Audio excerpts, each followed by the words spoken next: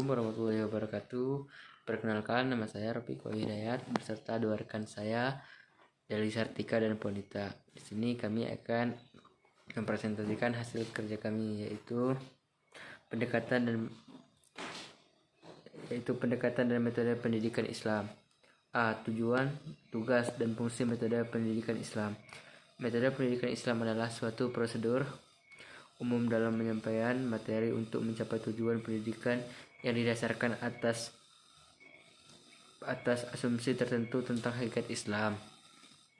Metode merupakan aspek penting untuk mentransfer ilmu pengetahuan dari guru kepada siswa, sehingga terjadi proses internalisasi dan pemilikan ilmu oleh siswa tersebut. Dalam pendidikan Islam, metode mendapat perhatian yang sangat besar. Al-Quran dan As-Sunnah sebagai sumber agama Islam berisi petunjuk dan prinsip-prinsip yang dapat dipresentasikan menjadi konsep tentang metode ini. Signifikasi metode ini mengakibatkan guru harus memahami proses belajar dan metode pengajar, serta memahami syarat-syarat berlakunya proses belajar dan prinsip-prinsip umum yang menjadi dasar bagi teori dalam proses belajar mengajar. Adapun prinsip-prinsip yang harus diketahui dalam metode pendidikan Islam itu adalah 1. Prinsip kesesuaian dengan psikologi anak. Metode ini yang dikembangkan oleh pendidik harus memperhatikan motivasi, kebutuhan, minat dan keinginan siswa dalam proses belajar. Menggerakkan motivasi yang terpendam sekaligus menjaga dan memelihara sehingga menjadi belajar termotivasi belajar aktif. Dalam menumbuhkan dan memelihara motivasi ini, pendidik harus mengkulturisasi atau memadukan antara persuasion dan determination, supaya anak didik tidak lemah dan tidak pula memiliki sifat kekerasan. Kedua, menjaga tujuan pelajaran. Tujuan pelajaran yang telah diketahui oleh siswa perlu dijaga dan dikembangkan, bahkan membimbingnya sehingga ia menyukai pelajaran. Tugas utama guru dalam hal ini menolong murid untuk menentukan tujuan dan belajar dan menjaga tujuan pelajaran tersebut dalam proses belajar mengajar. 3. Yaitu memiliki tahap kematangan.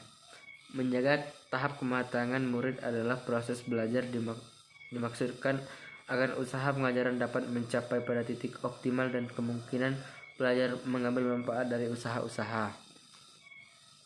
Pendidik pada titik optimal dan kemungkinan pelajar mengambil manfaat dari usaha-usaha. Pendidik dalam proses pendidikan Islam tidak hanya dituntut untuk menguasai sejumlah materi yang diberikan kepada peserta didiknya, tetapi ia harus menguasai berbagai metode dan teknik pendidikan guna kelangsungan transformasi dan internalisasi mata pelajaran. Hal ini karena metode Islam tidak sama-sama metode pendidikan lain. Tujuan diadakannya metode adalah menjadikan proses dan hasil belajar mengajar ajaran Islam lebih berdaya guna dan berhasil guna, dan menimbulkan kesadaran peserta didik untuk mengamalkan ketentuan ajaran Islam melalui teknik motivasi yang menimbulkan gairah peserta didik secara mantap. Terima kasih. Assalamualaikum warahmatullahi wabarakatuh. Baik, di sini saya akan menjelaskan tentang bentuk metode pendidikan yang berpengaruh terhadap anak. Bentuk-bentuk metode pendidikan Islam yang relevan dan efektif dalam pengajaran ajaran Islam adalah pendidikan dengan keteladanan. Keteladanan dalam pendidikan merupakan metode yang sangat berpengaruh dan terbukti paling berhasil dalam mempersiapkan dan membentuk aspek moral, spiritual, dan etos sosial anak, termasuk masalah yang sudah merupakan ketetapan dalam syariat Islam, bahwa anak sejak lahir diciptakan dengan fitrah tauhid yang murni, agama yang benar, dan iman kepada Allah. Bagi orang dewasa, metode yang digunakan adalah berkisar pada 3 masalah pokok, yaitu ikatan akidah, penjelasan celah dan kejahatan, dan perubahan lingkungan. Macam-macam metode nasihat dalam Al-Quran antara lain pengarahan dengan kata penguat, pengarahan dengan pertanyaan yang mengandung kecaman, pengarahan dengan argumen-argumen logika, pengarahan dengan keuniversalan Islam, mengandung metode dialog dan nasihat dengan memberikan perumpamaan. Adapun metode yang diberikan Rasulullah Shallallahu Alaihi Wasallam dalam hadisnya yaitu 1. Menunjukkan kesalahan dengan pengarahan, menunjukkan kesalahan dengan ramah tamah, menunjukkan kesalahan dengan memberikan isyarat, menunjukkan kesalahan dengan kecaman, menunjukkan kesalahan dengan memutuskan hubungan atau memboikot, dan yang terakhir yaitu menunjukkan kesalahan dengan memukul. Baiklah, mungkin hanya ini yang dapat saya jelaskan. Sekian, terima kasih. Wassalamualaikum warahmatullahi wabarakatuh.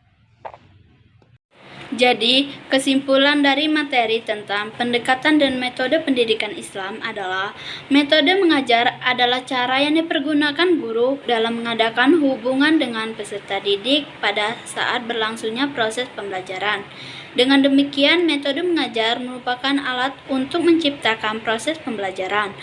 Pendekatan pembelajaran dapat berarti titik tolak atau sudut pandang terhadap proses pembelajaran atau merupakan gambar pola umum perbuatan guru dan peserta didik di dalam perwujudan kegiatan pembelajaran yang berusaha meningkatkan kemampuan-kemampuan kognitif, afektif, dan psikomotorik siswa dalam mengolah pesan sehingga tercapai sasaran belajar.